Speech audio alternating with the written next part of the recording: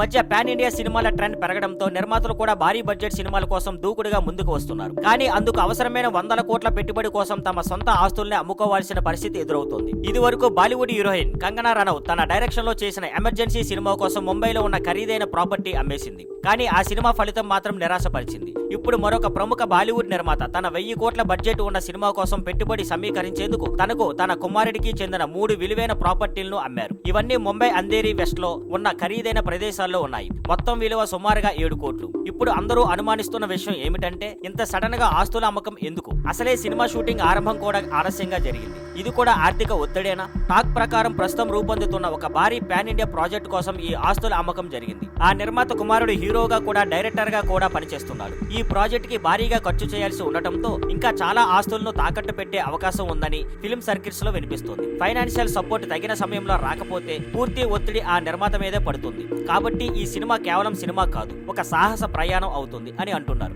ఇప్పుడు ప్రశ్న ఏంటంటే ఈ స్టార్ సన్ ఈ భారీ ఛాలెంజ్ ను సమర్థవంతంగా పూర్తి చేస్తాడా లేదా ఆ ఒత్తిడిలో వెనక్కి తగ్గిపోతాడా? ఈ ప్రశ్నకు సమాధానం త్వరలోనే తెలుస్తుంది.